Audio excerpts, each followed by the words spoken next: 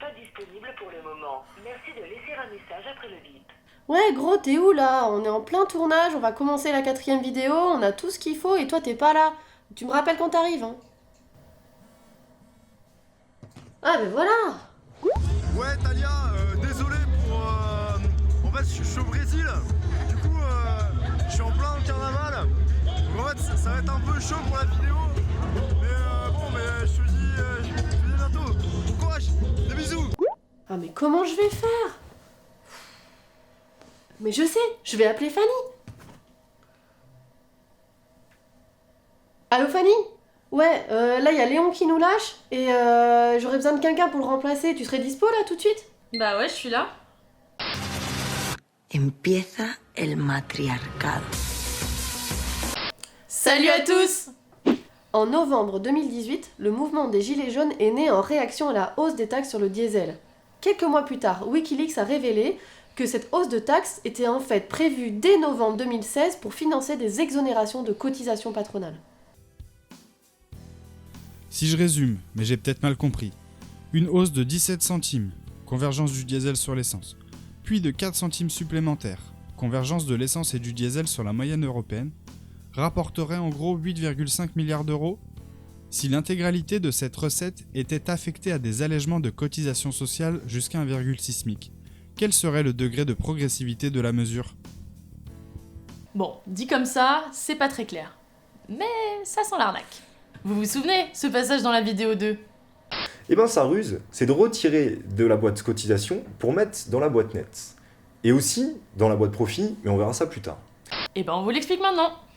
Une partie de la richesse créée par les travailleurs permet de financer la sécurité sociale. Ce sont des cotisations sociales.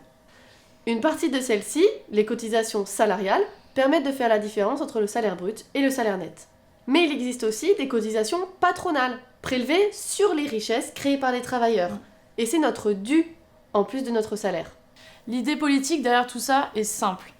Si les employeurs ont moins de cotisations à payer, ils auront plus d'argent pour investir. Ils pourront donc développer leurs activités en embauchant de nouveaux salariés. Et sur leur marché, leurs entreprises seront plus compétitives. Et au niveau global, on aurait des effets bénéfiques sur l'emploi et l'économie. C'est la fameuse théorie du ruissellement. T'as entendu parler, toi, de la théorie du ruissellement?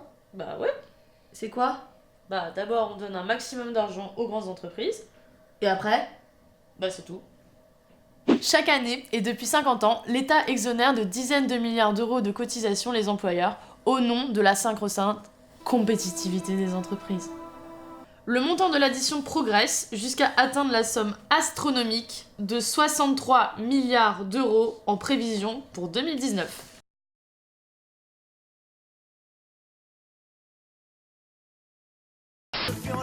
Il se passe quoi là?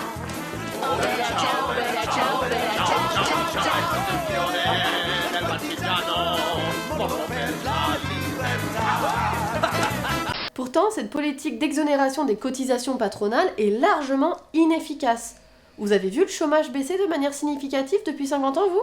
Pire, aujourd'hui, elle alimente l'augmentation des dividendes. C'est de l'argent accumulé par une minorité possédante qui ne recherche qu'un retour rapide sur son investissement. Ce gâchis d'argent a des conséquences dramatiques sur nos vies. Moins de remboursement de médicaments par la Sécu, ou encore recul du départ à la retraite. En 50 ans, la part des cotisations patronales dans le financement de la sécurité sociale est passée de 43% à 33%, soit une diminution de 10 points, quand celle des salariés est restée stable. Et si la solidarité entre les travailleurs perdure, ce sont les patrons qui sont déresponsabilisés de ce qu'ils doivent à la collectivité. Et ça ne date pas d'hier. Quand on regarde attentivement, on voit que c'est un processus qui a commencé dans les années 70. Mais si les entreprises payent moins de cotisations patronales, qui paye leur part? C'est nous! Vous la sentez l'arnaque? Si on reprend le graphique précédent et qu'on rajoute l'évolution des impôts et taxes dans le financement de la protection sociale, on voit très nettement que les exonérations de cotisations patronales ont été compensées par une hausse de la part des impôts et taxes depuis les années 90. C'est une nouvelle fois les travailleurs qui sont injustement sommés de compenser ce dont le patronat est exonéré. Or, on l'a vu, les cotisations sont des richesses socialisées. Les cotisations patronales ne sont donc pas un cadeau que nous font les entreprises, c'est notre dû. Dans la prochaine vidéo, on verra pourquoi remplacer les cotisations par des impôts remet en cause notre modèle de société, dont le socle est la solidarité entre les travailleurs. Si vous avez aimé la vidéo, si vous avez des questions ou si vous avez des idées, n'hésitez pas à nous en faire part dans les commentaires. Et comme d'hab, on vous a mis des liens pour prolonger la vidéo. Et surtout, faites comme Lyon, continuez à partager nos vidéos autour de vous. Et si c'est pas encore fait, vous pouvez aussi vous abonner à notre chaîne YouTube, on vous a mis le lien dans la description. Un grand merci pour votre soutien. À très vite, ciao. Oh bella ciao, bella ciao, bella ciao, ciao, ciao. On s'en est bien sortis entre filles, hein.